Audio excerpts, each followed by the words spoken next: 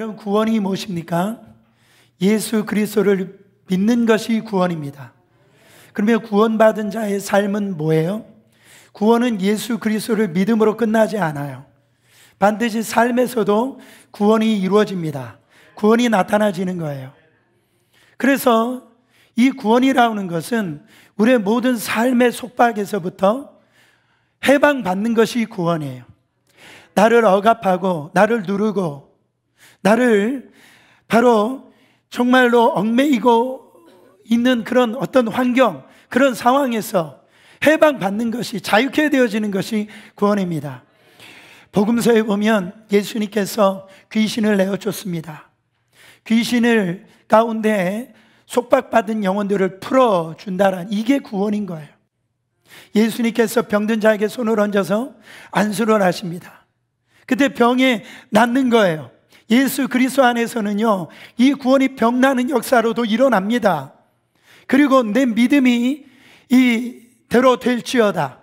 그래서 모든 것 가운데서 자유케 되어지는 역사가 예수 그리스도를 믿는 데서 나타난다라는 겁니다. 그것이 구원받는 자의 축복이고 그것이 하나님의 놀라운 역사가 나타난다라는 겁니다. 여러분, 근데 진정한 여러분, 이 자유를 지금 누리고 계십니까? 이 구원을 누리고 사는 건 맞으세요? 하나님의 백성답게 살 수 있는 것은 이 구원이 우리의 삶 가운데 나타날 때만이 하나님의 백성답게 살 수가 있는 거예요. 그 구원을 누리면서 살 수 있는 겁니다.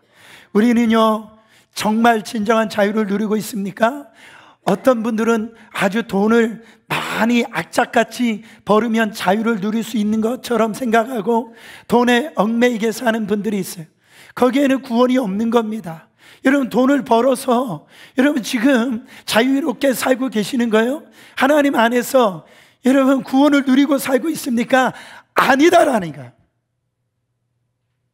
여러분들이 수만금 억만불을 여러분들이 갖는다라고 해서 자유를 누리는 게 아닙니다. 제가 볼 때는 그 정도 버셨으면 정말 누리고 사셔도 돼요. 하나님의 영광을 위해서 사셔도 됩니다. 근데 조금만 더, 목사님 제가 조금만 더 벌고요, 연세가 그 정도로 되셨는데 얼마나 버시려고, 주님 가까이 오셨는데 그걸 좀 주님 앞에 드리고 정말 나의 삶에 진정한 하나님이 주신 행복을 누리면서 좋은 거 드시고 사세요. 좀 좋은 거 보고 사시란 말이에요. 또 주님의 영광을 위해서 선교지도 좀 가고 선교사님들도 좀 돕고 좀만 더 벌고요. 어느 때 보면요, 참 답답해요. 자기 몸 망가지는 것도 모르고 또 영혼의 때가 가까운 줄도 모르고 주일날 한번 예배 드리는지를 못해요. 다 묶여 있는 거예요. 속박되어져 있는 거예요. 자유케 되어지는 역사가 일어나기를 예수 그리스도의 이름으로 축원합니다. 제가 존경하는 목사님 중에 골든 맥도날드 목사님이라는 분이 책에서 이런 말을 했어요. 가장 치열한 전쟁터는 우리 안에 있다. 여러분, 전쟁은요 외부에서 있는 게 아니에요. 내 안에서 일어나는 거예요. 우리 내면 세계가 가장 치열한 전쟁터라는 거죠. 욕망이요, 우리 내면을 지금 지배하고 있다라는 겁니다. 갈라디아서 5장 24절에 보면 그리스도 예수의 사람들은 육체와 함께 그 정욕과 탐식을 십자가에 못 박았느니라. 우리 예수 믿는 사람들은요, 우리 육체 안에 있는 정욕 또한 탐심, 아까 우리가 성찬식을 했지만은 이미 저 십자가에서 못 박은 자들이에요. 거기에 속한 자들이 아닙니다. 거기서 묶임을 받고 사는 자들이 아니에요. 그런데 바울은 정말로 우리의 삶에서 반드시 처리해야 될 것이 저 정욕과 탐심이라는 거예요. 우리 안에 있는 이 정욕과 탐심이 우리를 말이죠 육체 가운데 끌고 가는 거예요. 바로 삼손처럼 그 능력을 받았는데, 엄청난 능력을 받았는데 그 능력을 주님의 영광을 위해 쓰지 아니하고 자기 정욕을 위해서, 자기 만족을 위해서 그렇게 쓰다가 연자맷돌을, 두 눈이 뽑히고 연자맷돌을 갈고 난 다음에야 그때 후회를 한다라는 거예요. 그것이 정욕과 탐심이라는 겁니다. 우리는요, 우리 스스로는 욕망으로부터 자유로워질 수가 없는 거예요. 삶에서 경험하는 실패의 원인이 뭡니까? 왜 우리가 그렇게 속박 가운데서 살게 되어지는 거예요? 다른 게 아닙니다. 무언가 부족하기 때문에 문제가 발생하는 게 아니에요. 에덴 동산을 보세요. 에덴이란 말은 기쁨이라는 것이에요. 거기는 슬픔이 없는 것입니다. 모든 것이 완벽하게 정말 하나님께서 충만한 곳에 만들어주신 것이 에덴 동산이에요. 부족함이 없단 말이죠. 근데 문제는 뭐냐면 부족한 것이, 없는 것이 문제가 아니고 부족함을 느끼는 게 문제라는 거예요. 다시 한 번 더. 부족함이 없는 것이 문제가 아니고 부족함을 느끼는 게 문제라는 거예요. 마귀는 아담과 하와에게 에덴 동산에 있는 것에 만족하지 못하도록 그렇게 만듭니다. 뭔가 부족하게 느끼게 만드는 거예요. 그래서 모든 것을 지금 가졌지만 그 한 가지 더 가지라고 지금 마귀는 속삭이는 거예요. 너 하나님처럼 될 수 있다라는 거예요. 거기에 더 자유함이 있다라는, 더 큰 행복이 있다라는 거예요. 그래서요, 요즘에는 문제가 뭐냐면 가지고 있는 것에 충분한데도 거기에서 만족을 못하는 거예요. 그래서 과자가 붙습니다. 과음, 과식, 과속, 과욕, 과로. 그게 어떤 현상인 거예요? 몸이 지탱할 수 없을 만큼 더 드시는 거예요, 그냥. 그 더 욕심을 내는 거예요. 그러나 만족을 못 느끼는 거예요. 만족한데, 저는요, 오늘 이 설교를 할 수 있다는 것에 감사합니다. 저는 이 설교를 하고 싶었어요. 근데요, 제가 용기가 나지 않았어요. 왜 그러냐면 이 사도 바울과 같은, 제가 그런 삶을 살지 못하고 있는데 이 설교를 한다는 게 도저히 저한테 용납이 안 됐어요. 오늘 여러분들 이 성경 말씀을 읽었지만 엄청난 말씀입니다. 그런데요, 오늘 이 설교를 하게 되어지는 건 성령께서 제 마음에 기쁨을 주셨어요. 바울이 과거에 자신이 그토록 신뢰하던 자신의 이 육체를 어떻게 여긴다라고 말합니까? 오늘 7절, 8절을 조금 중요한 부분만을 읽어보면, 그러나 무엇이든지 내게 유익하던 것을 다 해로 여길 뿐더러 또한 모든 것을 해로 여김은 내가 그를 위하여 모든 것을 잃어버리고 배설물로 여김은. 어떻게 이렇게 고백을 할 수 있죠? 자기는 자기에게 지금까지 유익했던 모든 것들을 다 배설물로 여겼다라는 거예요. 버릴 뿐만 아니라 해로 여길 것처럼 그렇게 생각을 했다라는 거예요. 자기 정말 사도 바울처럼 돈이나 명예나 이 권세를 이렇게 다 배설물로 여길 수 있는가? 내가 주님을 믿고 주님을 따라갈 때에 내가 가지고 있는 유익하던 모든 것들을 진짜 다 버려야 되냐 말이에요. 물질도 버려야 되고, 지금 우리가 가지고 있는 명예, 이 권세를 다 버려야 되냐, 그렇게 따라가야 되냐 말이죠. 너무 부담이 되는 거예요. 설교를 할 수가 없는 거예요. 저는 이 예수님께서 네가 나를 쫓으려면 네가 있는 형제와 자매와 부모를 버리고 나를 쫓으라는 이 말씀을 들을 때 저는 아멘이 안 될 때가 있었어요. 여러분들 어떠십니까? 아멘입니다 이렇게 자유롭게 되시는 분 있으면 아멘 해보세요. 그거 보세요. 아직도 물질이나 이런 것에 내 마음이 가 있는 거예요. 이 정신 바짝 차려 이러다가 또 하나님 앞에 다 드리라고 하는 얘기 아니야? 이렇게 생각하실지도 몰라요. 제 마음에 기쁨보다는 두려움이 왔단 말이죠. 여러분, 그런데 사도 바울이 이 소중한 것을 버릴 수 있었던 건 뭡니까? 왜 그처럼 자랑스럽고 유익하던 것을 해로 여길 수 있었을까요? 그 답은 8절과 9절에 나와 있습니다. 또한 모든 것을 해로 여김은 내 주 그리스도 예수를 아는 지식이 가장 고상함이라. 내가 그를 위하여 모든 것을 잃어버리고 배설물로 여김은 그리스도를 얻고 그 안에서 발견되려 함이니 내가 가진 의는 율법에서 난 것이 아니요 오직 그리스도를 믿음으로 말미암은 것이니 곧 믿음으로 하나님께로부터 난 의라. 여러분, 오늘 본문 말씀을 읽어보면 그저 버린다라는 게 아닙니다. 버리고 얻는 게 있기 때문에 자기가 이롭게 생각했던 것을 다 버렸다라는 거예요. 버릴 수 있게 만든 그 고사한 것이 있었기 때문에 나는 버렸다라는, 그게 뭡니까? 예수 그리스도시라는. 여러분, 예수님 만나기 전에 바울은요, 그 율법이 가장 고상하고 혈통이 가장 중요하고 존귀하고 학벌이 중요하고 출신 지파가 가장 중요한 줄 알았어요. 누구 밑에 공부했는지, 또한 스승이 중요하고 자신의 어떤 성실성이나 자기의 어떤 윤리 도덕성을 그렇게 자랑을 했어요. 자기는 율법 안에서 흠이 없는 자라고 그렇게 자신하고 살았단 말이에요. 그러나 그가 다메섹 도상에서 하늘이 열리고 하나님의 음성이 그 안에서 들려졌을 때 나는 내가 핍박하는 예수다, 이 음성이 들렸을 때 사도 바울이 그 순간에 꼬꾸라질 수밖에 없었어요. 인생이 완전히 변화된 걸 볼 수가 있습니다.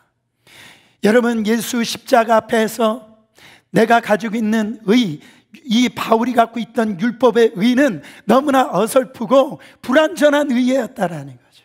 그러나 그리스도로 말미암아 그 믿음 안으로 예수 그리스도 앞에 나가는 이 믿음으로 나타나는 이 하나님의 의는 완전하고 완벽한 것을 사도 바울은 깨달은 거예요. 또한 바로 그리스도 예수를 아는 그 지식이 가장 고상한 지식임을 알았어요. 유대인들이 가장 고상하게 생각했던 지식이 뭡니까? 율법이었어요.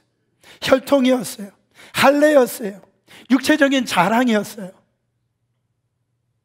그러나 예수 그리스도를 알게 되어졌을 때 세상의 그 율법이나 이 할례는, 규례들은 오실 이 메시아 예수 그리스도를 가리키는 그림자요, 또한 모조품에 불과했다라는 거죠.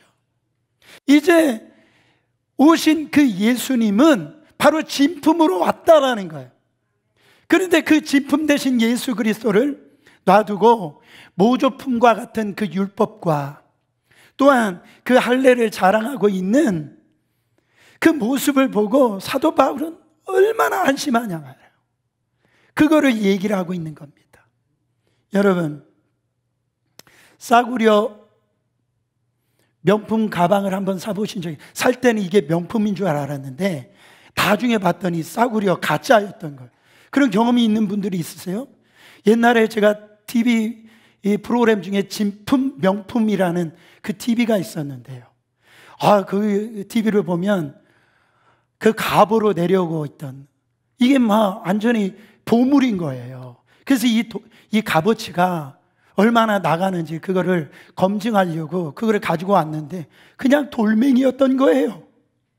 그래가지고 막 땅이 꺼지도록 한숨 쉬는 그런 모습도 봤는데요. 또 특별한 날이라고 그래가지고 이 남편이 이 아내에게 명품 가방을 딱 선물을 해줬어요. 선물을 해줬는데 그 진품 명품에 보니까 이게 진짜인지 가짜인지 그거를 판별하는 사람이 있더라고요. 이 아내는 절대 의심하지 않았습니다. 남편이 특별한 날 결혼기념일 돼가지고 이거를 샀으니까.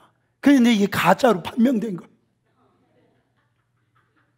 그때 당하는 이 당혹함.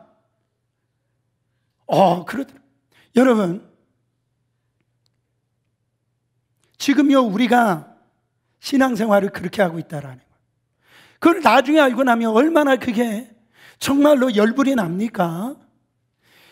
그 그 짝퉁을 쳐다보면 어제까지는 그게 진품인 줄 알았는데 그게 가짜라고 알았을 때 아니 내가 미쳤지 그러지 않았을까요? 그런데 지금 많은 성도들이 그렇게 속고 살고 있다는 거예요. 이 성경은 분명히 배설물이라고 그렇게 얘기를 했는데 하나님이 그것을 성경에서 딱 말씀을 통해서 인증해 주신 진품으로 오신 예수가 있는데 자꾸 짝퉁에 지금 거기에서 빠져가지고 살아가고 있는 성도들을 지금 바라보고 있으니까 얼마나 한심스러우냐는 거죠. 여러분, 오늘날 우리가 뭘 귀하게 여기고 살고 있습니까? 바울은 진품 대신 예수 그리스도를 얻었다라고 고백을 합니다. 모든 것, 자기를 유익하게 하는 것들을 다 버렸지만 그리스도를 얻었기 때문에 조금도 후회하지 않는다라는 거예요. 예수님이 여러분 어떤 분이십니까? 예수님이 여러분들이 어떤 분이에요? 예수님, 여러분에게 예수님은 이 세상의 빛이십니다. 예수님은 생명의 떡이십니다. 예수님은 영생의 샘물 되십니다. 예수님은 우리 인생의 선한 목자가 되십니다. 예수님은 우리 인생의 길이요 진리요 생명이 되십니다. 예수님께서는 부활이요 생명이 되십니다. 예수 그리스도는 살아계신 하나님의 아들이요 그리스도가 되십니다. 그 하나님 앞에 영광과 존귀의 박수를 올려드립니다. 할렐루야. 골로새서 2장 3절에 보면 그 안에 지혜와 지식의 모든 보화가 다 감춰 있다라고 그랬어요. 여러분, 예수님은 은혜와 진리로 충만하신 분이라고 그랬어요. 골로새서 2장 9절에 보면 그 안에 신성의 모든 충만이 육체에 거하신다라고 그래요. 그분이 예수 그리스도세요. 그런데 그 예수님 얻으려고 보니까 방해된 것이 있다라고 했던 거죠. 그 방해가 뭡니까? 내 자신이라는 거예요. 에고라고 하는 나의 자신, 그 육체, 과거에 자신이 신뢰했던 그 육체가 바로 장애물, 방해물이라는, 자랑할 것 많은 자기, 똑똑하다라고 생각하는 자기, 나는 저 사람보다 더 의롭다라고 하는 그런 교만, 내 안에 내가 너무 많아가지고 예수님이 내 안에 들어오실 공간이 없다라는 거예요. 여러분, 지난 한 주간을 생각을 해보세요. 예수님이 내 안에 모시는 그런 시간들이 많았던지, 아니면 세상에 염려 근심으로 가득 찬 어떤 세상적인 것들이 내 안에 가득 찼는지. 배가요 풍랑을 만났을 때 이제 다 좌초될 수밖에 없었을 때는요, 사람을 살리기 위해서는 배 안에 있는 걸 다 버려야 됩니다. 그래야 살 수 있는 거예요. 여러분, 귀한 물건을 집에 이렇게 들어올 때, 장롱이나 이런 걸 들어올 때요, 그 장롱이 들어오려면 거기에 불필요한 것들을, 옛 것을 갖다 버려야 새 것을 들어올 수가 있는 겁니다. 먹는 것도 마찬가지예요. 내 안에 지금 먹었던 것들 다 배설물로 내보내야 여러분, 그 이 뱃속에 다른 음식을 채울 수가 있는 거예요. 여러분들이 그 버려진 배설물로 인하여서 아까워하지 않죠? 혹시 화장실 갔다가 나오면서 아깝다 이런 생각하는 분들 계세요? 그렇지 않잖아요. 시원하다 이렇게 생각하잖아요. 그렇지 않습니까? 이처럼 바울은요, 이 최고의 이 보배이신 그 예수를 얻기 위하여 과거에 자기가 가지고 있었던, 자랑했던 그 자아를 과감하게 저 십자가에서 못 박아 버린 거예요. 오늘날 많은 사람들이 그놈의 미련 때문에 여러분, 과거에 자신이 자랑했던 것들을 과감하게 버리지 못합니다. 이렇게 생각해 보세요. 결혼을 했는데, 결혼 전에는 여러분들이 다 멋있고 다 진짜 미스 코리아처럼 그러셨잖아요. 그렇죠? 그래가지고 이 남자도 만나고 저 남자도 만나고 그녀도 만나고 이 인연도 만나고 그러셨잖아요. 저는 한 여자밖에 안 만났습니다. 근데 결혼을 했는데, 이제는 결혼을 한 거예요. 결혼을 했는데 밤에 늦게 이상한 남자하고 카톡 보내고, 그녀를 생각하면 여러분, 거기에 그 가정은 행복이 없는 겁니다. 자유가 없는 거예요. 내어 쫓아야 되는 거예요. 과거에 내가 얼마나 화려했던 그 장동건 같은 남자라 할지라도 이제는 내어 버려야 되는 거예요. 그래야지 그 가정이 화목이 일어나고 진정한 기쁨이 일어나는 겁니다. 옛날에 저희 어머니는 신성이를 잊지 못해가지고 그거 품고 산 그 남자가 내 남자가 됩니까? 안 되는데. 여러분, 우리 안에 그리스도가 우리 안에 오셨는데 우리 자꾸 우리 육체의 어떤 정욕과 그런 어떤 자랑 가운데 우리의 인생을 갖다가 속박 가운데 자유하지 못하게 지금 살고 있다라는 거예요. 여러분, 그리스도를 얻었다는 게 뭡니까? 여러분, 그런 경험을 해보신 적이 있으시잖아요. 무엇과 비교할 수가 없는 거예요. 그리스도를 얻고 나면은 세상 어떤 거하고는 세상 모든 것들이 내 눈 밑으로 내려오는 겁니다. 보세요. 빌립보서 4장 12절에 사도 바울이 뭐라고 얘기합니까? 나는 비천에 처할 줄도 알고 풍부에 처할 줄도 알아. 모든 일, 곧 배부름과 배고픔과 풍부와 궁핍에도 처할 줄을 아는 일체의 비결을 배우노라. 그 일체의 비결이 뭡니까? 복음, 예수 그리스도예요. 그게 답이라는 거예요. 나는 저런 것으로 흔들리지 않는다라는 거예요. 방해가 되지 않는다라는 거예요. 배고픔 때문에, 내가 부자이기 때문에 나는 이 나의 믿음이 흔들리지 않는다라는 거예요. 여러분, 아직 이 고백이 안 되시는 분들이 있을 거예요. 내가 나를 이롭게 하는 거, 무엇이든지 그리스도 때문에 해로 여기게 되었다. 이 사도 바울의 고백이 나의 고백처럼, 이 사도 바울의 고백처럼 안 되시는 분이 있을 수 있어요. 그리고 또한 그렇게 될까봐 걱정하는 분들이 있을 줄 압니다. 여러분, 그러나 이것이 안 되면 이 말씀이 부담되는 겁니다. 왜냐하면 버리는 것이 현실이기 때문에 그래요. 돈 현실이잖아. 성공 현실이잖아. 아이들 학교 잘 가는 거 현실이잖아요. 현실, 일이기 때문에. 그러나 얻는 것은 예수님이다. 어떻게 보면 너무 막연하게 여기잖아요.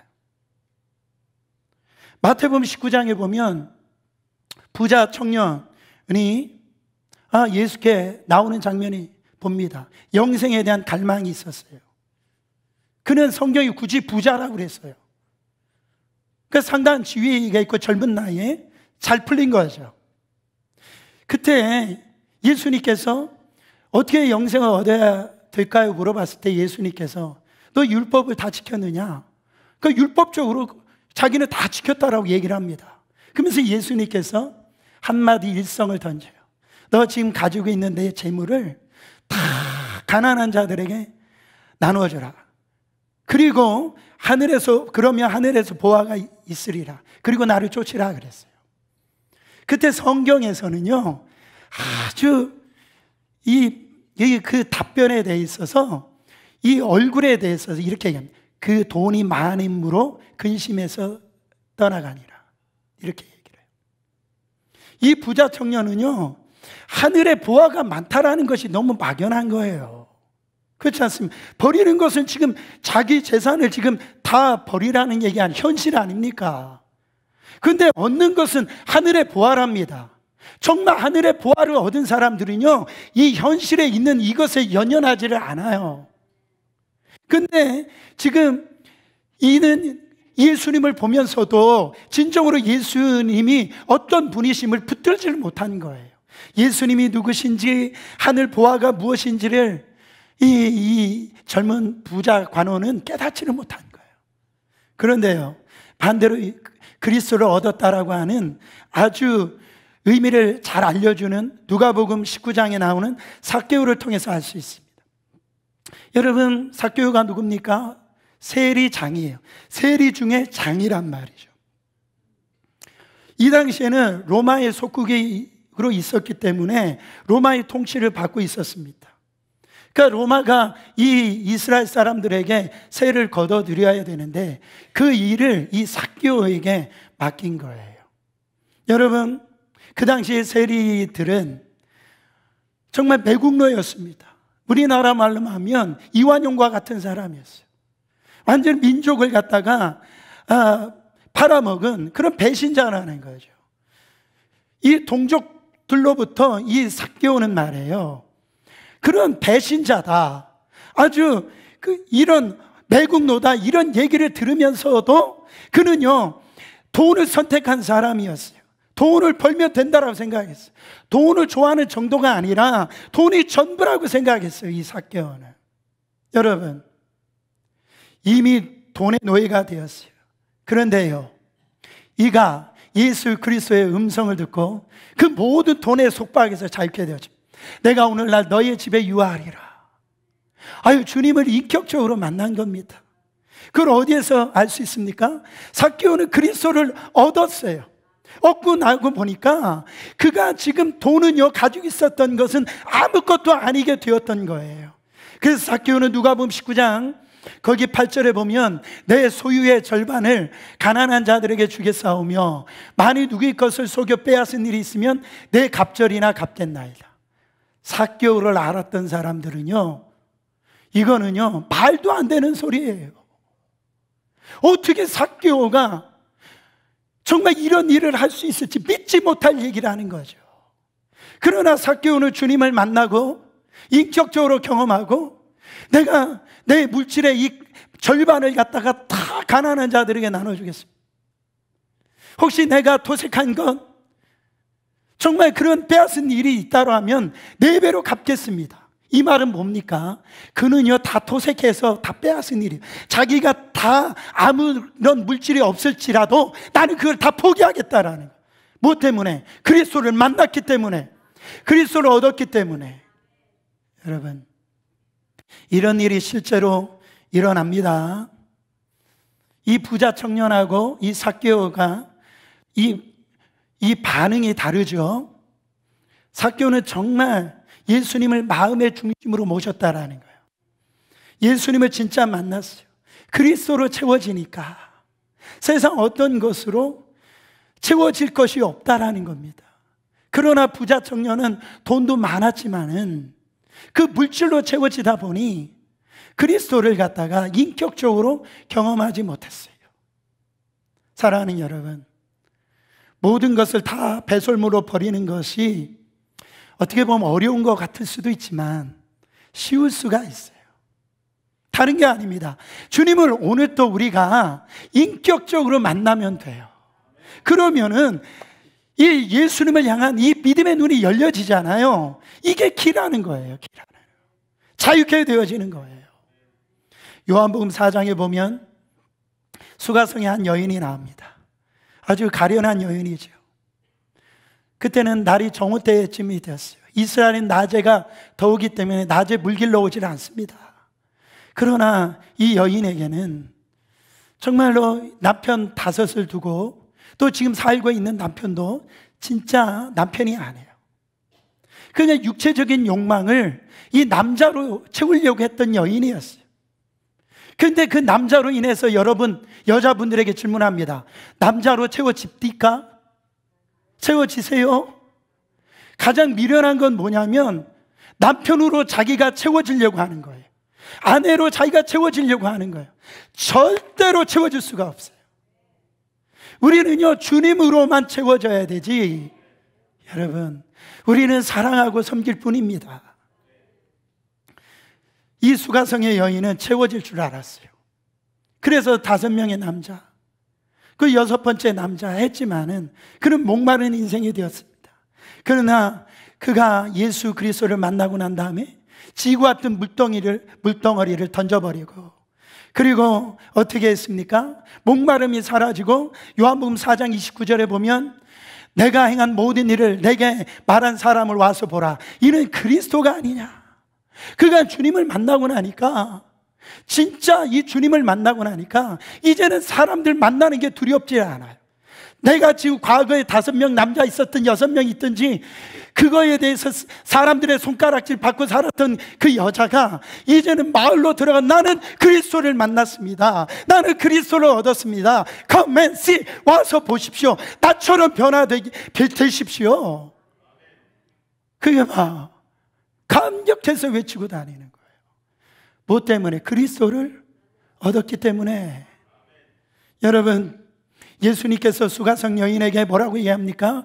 요한복음 4장 13절 14절에 보면 이 물을 마시는 자마다 다시 목마르려니와 내가 주는 물을 마시는 자는 영원히 목마르지 아니하리니 내가 주는 물은 그 속에서 영생하도록 솟아나는 샘물이 되리라. 그리스도를 내 마음에 오늘 또 모셔드리면 자유하게 되어져요. 속박에서 해방된 것입니다. 우리의 정욕과 탐심으로부터 자유케 되어지는 거예요. 이것은요, 이론이나 그냥 지식적인 알매서 되어지는 게 아닙니다. 정말 인격적인 만남이 이루어져야 돼요. 여러분, 그때만이 참된 만족과 기쁨과 행복을 경험할 수가 있습니다. 중세의 성자라고 불리는 사람이라고 하면 성 어거스틴을 얘기를 할 수가 있습니다. 이 성 어거스틴, 그러나 그는 성자라고 불릴 만한 사람이 아니었어요. 17세에 그는 집을 나가고요, 방탕한 삶을 살았습니다. 그리고 이단에 빠졌어요. 그는요, 세상의 쾌락을 따라서 살면서 결혼하지 아니하고 애도 낳고 그랬어요. 근데 그 어머니가 그 아들을 놓고 정말 기도를 합니다. 그때 어떤 일이 일어나냐? 이 어거스틴이 정원을 걷고 있는데 하나님의 감동이 옵니다. 무화과 나무 밑에서 그 감동을 받아요. 그리고 하나님의 음성을 듣습니다. 이제 너의 과거를 정산하고 내게로 와라. 아마 이 음성을 듣고 그의 참회록에 보면 이러한 기록이 나옵니다. 그때 내 속에서는 커다란 폭풍이 일어났습니다. 내 눈에서는 홍수 같은 눈물이 쏟아져 내렸습니다. 나는 무화과 나무 아래 몸을 던지고 눈에서 강물처럼 흐르는 눈물을 하염없이 흐르도록 내버려 두었습니다. 그때 하늘에서 라틴 말로 톨레레게 그 말이 들리는데 이 말의 의미는 듣고 읽어라, 들고 읽어라. 그래서 얼른 뛰어가가지고 하나님의 성경책 말씀을 들고 그 톨레레게 들고 읽어라 이 말처럼 읽었어요. 그때 딱 펼쳐졌는데 로마서 13장 13절부터 14절 말씀에 나와 있어요. 낮에와 같이 단정히 행하고 방탕하거나 술 취하지 말며 음란하거나 호색하지 말며 다투거나 시기하지 말고 오직 주 예수 그리스도로 옷 입고 정욕을 위하여 육신의 일을 도모하지 말라. 그는 여기서 꼬꾸라졌습니다. 통회하고 자복하고 세례를 받고 그가 신학교에 들어가서 북아프리카 히포라는 곳에서 들어가서 평생 교회를 섬기면서 이러면 신학 서적을 남깁니다. 이 서적이 중세 교회의 기초가 놓았던 거예요. 어느 날 성 어거스틴이 꿈을 꾸게 되어졌는데 예수님께서 물어보셨어요. 나의 아들아, 나는 너에게 무엇을 주기를 원하느냐? 너는 뭘 받기를 원하느냐? 내가 너에게 뭘 주기를 원하느냐? 솔로몬과 같은 그 음성을 듣습니다. 그때 성 어거스틴이 아주 유명한 말을 남겼잖아요. 아무것도 원하지 않습니다. 다만 주님만을 원합니다. 여러분, 지난 한 주간 동안 이 고백을 해보신 적이 있습니까? 하늘을 바라보면서 하나님, 나는 하나님의 자녀입니다. 나는 비록 지금 힘들고 어렵게 살지만은 나는 그거를 바라보지 않습니다. 나는 주님만 계시면 됩니다. 나는 주님만 원합니다.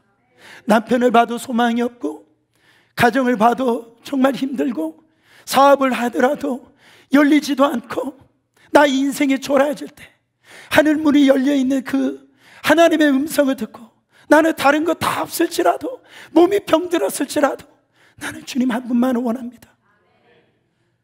저는 말씀을 준비하면서 한 분의 간증이 떠올랐어요. 그 정근모 박사라고 하는 호서대 총장이셨던 정근모 박사입니다. 제가 옛날에 이분의 간증을 직접 들었어요. 근데 이 간증을 제가 따로 한번 들었습니다. 이분이요, 어렸을 때부터 수석만 하고 자랐어요. 수석. 경기중학교 수석, 경기고등학교 수석. 그리고요, 고등학교도 딱 4개월만 다니고 이런 이 대검정고시에 수석 입학한 후에 서울대학교에는 차석으로 들어갑니다. 그리고요, 학부 졸업 후에 서울대학교 행정대학원에 수석으로 입학했어요. 또 미국 유학으로 가가지고요, 미시간 주립대학 유학생들 중에서 수석으로 입학을 합니다. 그는 머리가요, 얼마나 뛰어났는지 석사학위도 건너뛰고 2년 6개월 만에 박사학위를 24살에 받았어요. 여러분 놀라지도 않으시죠? 뭐 하고 있는 거예요? 여러분하고 저는. 여러분, 그리고요, MIT 공대 이 NYU 교수, 그 물리학계학 교수가 됩니다. 그리고 32살 때 한국의 카이스트 초대 부원장이 돼요. 그리고 그 다음에 과기처 장관이 되고 한전 사장이 되고 국제 원자력 기구의 의장, 최고의 자리까지 이렇게 올라갑니다. 결혼도 빨리 해가지고 23살 때에 결혼해가지고 저처럼 일남 2년을 두었어요. 기가 막히죠. 이보다 완벽한 사람이. 그는요, 그가 자기보다 축복 많이 받은 사람이 없다라고 그렇게 얘기를 했어요. 여러분, 그는 항상 천재, 최연소, 수식어가 따라합니다. 그러니까 예수님을 만날 수가 없죠. 그렇지 않습니까? 만날 필요를 못 느꼈던 거예요. 그 일 향해서 전도하는 사람도 있었지만은, 여러분, 자기는 세상에서 가장 고상하고 자기가 공부한 이 핵 물리학이 가장 최고의 학문이라고 그렇게 생각을 했다. 그런데요, 어느 날 갑자기 하나밖에 없는 아들 진우가 만성 신부전증에 걸려 사경을 헤매기 시작합니다. 엎친 데 덮친 격으로 자신도 위암 진단을 받고 이렇게 위 수술을 받게 돼요. 그 아들이 IQ가 156이었답니다. 감이 안 오시죠? 근데 15년 동안 10차례 수술을 받고요, 결국 하늘나라로 갑니다. 이때 그는 철저히 자신의 한계를 경험을 해요. 고백을 해요. 자신이 그토록 신뢰하고 자랑했던 자신의 그 육체, 그리고 실력, 세계가 인정한 핵물리학자였지만은 그 아들을 위해서 자기 신장 하나를 떼어줘서 살리려고 했지만 결국 죽는 모습을 보고 자기가 가지고 있는 거가 아무것도 아니다라는 거죠. 자기가 갖고 있는 것이 아무런 도움이 안 됐다라는 거죠. 여러분, 거기서 그는 완전히 깨어지게 되어지고 자기에게 전도했던 하나님의 그 음성이 들려지기 시작했어요. 자신이 얼마나 무능한가, 자신이 그 누리고 있는 화려한 경력과 학력이 자신에게 무슨 의미가 있는가, 그를 알게 되어졌다라는 거예요. 그래서 예수님 앞에 엎드려가지고 통곡하며 회개하게 됩니다. 그는 이렇게 고백합니다. 예수님만이 진정한 보배예요. 가장 고생한 지식임을 그가 고백을 합니다. 이제는 자신의 과거에 화려했던 것이 더 이상 의미가 안 되는, 자랑거리가 안 되는 거예요. 여러분, 전 세계를 돌아다니면서 지금 젊은 사람들을 깨우고 정말 하나님의 나라의 이 비전을 제시해줘서 수많은 젊은이들이 정말 이 메시지를 듣고 예수 믿는 놀라운 사역을 지금 감당하고 있습니다. 그는 지금이 더 행복하다라고 얘기를 합니다. 그 자서전 맨 마지막에 다음과 같이 쓰고 있어요. 예수 그리스도, 인간의 죄를 대신 짊어지고 십자가에서 보혈을 흘리며 절규했던 인류의 대속자, 그분을 통하여 나의 삶은 새롭게 변화되었다. 그래서 나는 과학자이기에 앞서 한 크리스찬임을 더욱 자랑스럽고 감사하게 생각하는 삶을 살고 있다. 예수 그리스도, 그분은 내 삶의 전부이시며 나의 구원자이시다. 호흡이 계속되는 그날까지 아멘 하고 자서전이 끝나요. 여러분요, 우리가 예수 그리스도를 경험하면 이 그리스도 안에 있는 이 충만함을 여러분 경험하기 이전에는요, 여전히 세상 노예와 같이 삽니다. 자유인이 되어야 되는데 속박한 그런 불쌍한 노예처럼 그렇게 산다라는 거예요. 사랑하는 여러분, 하나님께서 우리에게 주신 이 그리스도를 만나면, 이 눈이 열뜨면 하나님께서 우리에게 주신 것이 얼마나 많은가를 깨닫게 되어져요. 그거를 깨닫지 않고서는요, 우리는 삶에서 자유한 인생이 될 수가 없다라는 겁니다. 여러분, 사도 바울은 고린도 후서 6장 10절에 이렇게 고백합니다. 근심하는 자 같으나 항상 기뻐하고, 가난한 자 같으나 많은 사람을 부유하게 하고, 아무것도 없는 자 같으나 모든 것을 가진 자로다. 이게 신자의 삶이라고요. 세상 사람들이 볼 때 저런 환경 속에 있으면 근심해야 되는데, 신자는 항상 기뻐한다라는 거죠. 누가 계셔서? 그리스도가 계셔서. 세상은 가난한, 그런 아무것도 먹을 것이 없으면은 절망하고 그렇게 낙심하고 살아야 돼. 아니, 저 사람은 그 가진 것이 없는데도 자기가 가진 그런 인생보다 더 부유한 인생, 나눠주는 인생을 산다라는 거예요. 여러분, 모든 것을 가진 자처럼 산다라는 겁니다. 뭐를 얻었기 때문에 그래요? 예수 그리스도를 얻었기 때문에 그래요. 돈이 많다고요? 많으면 한다고요? 시간이 많으면 한다고요? 그렇지 않아요. 그리스도를 인격적으로 만나지 않고서는 여러분, 이런 삶을 살 수가 없습니다. 어느 책에 보니까요, 한 늙은 인디안 추장이 자기 손자에게 자신의 내면에서 일어나고 있는 큰 싸움에 대해서 이야기를 해줬어요. 얘야, 우리의 마음속에서는 큰 싸움이 일어나고 있단다. 그것은 왜 싸움이 일어나느냐? 우리 안에 이 두 늑대 간에 이 치열한 싸움이 있기 때문에 그렇다. 한 마리는 악한 늑대로, 그놈이 가진 것은 화, 질투, 후회, 탐욕, 죄책감, 열등감, 거짓, 자만심, 그리고 이기심이란다. 반면에 다른 늑대 한 마리는 좋은 늑대로, 그가 가진 것은 기쁨이고 평안이고 사랑이고 소망이고 인내심이고 겸손이고 진실이고 믿음이란다. 그러자 손자가 이 할아버지에게, 추장에게 이렇게 물어봐요. 할아버지, 그러면 어떤 늑대가 이기나요? 그때 할아버지 추장이 그 손자에게 얘기합니다. 네가 먹이를 주는 놈이 이긴다. 뭔 말인지 아십니까? 우리 안에는 성령의 소욕이 있고 육체의 소욕이 있어요. 육을 갖고 있기 때문에 우리 안에는 이 싸움이 있는 거예요. 이 싸움이. 우리는 그 육체가 가는 대로, 원함을 대로 우리가 나갈 때는 우리는 이 속박에서 자유할 수가 없어요. 근데 내 안에 있는 이 성령에 우리는 먹이를 줘야 돼요. 그래서 성령이 내 안에 역사하시도록 내 믿음을 내어드릴 때 이 성령은 강하게 나를 사로잡아서 이 육체를 이길 수 있는 능력을 주신다라는. 여러분, 사도 바울은 갈라디아서 5장 16절에 성령을 따라 행하라, 그리하면 육체의 욕심을 이루지 아니하리라.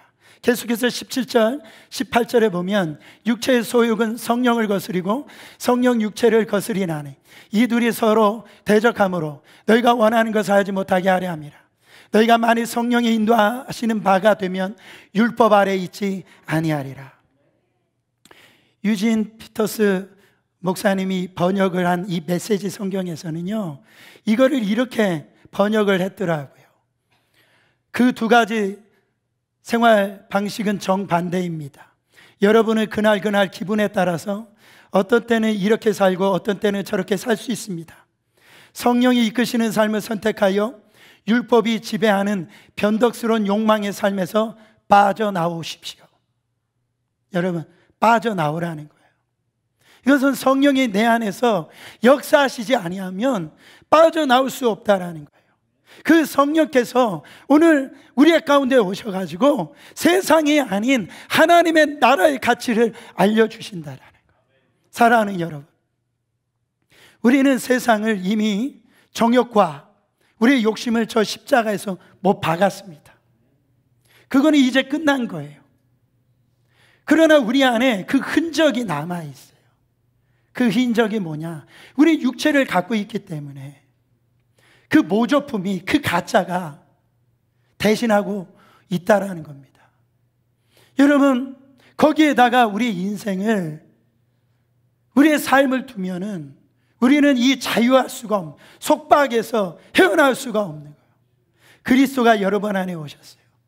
오늘 성령께서 사도 바울에게 오셨던 성령이 여러분 안에 오셨다고요. 육을 이길 수 있는 능력을 오늘도 허락하여 주신다고요. 여러분, 거기에 물을 주고 먹이를 줄 때 우리는요, 이 세상에 가지고 있는 내가 누리고 있는 걸 다 버릴 수 있다고요.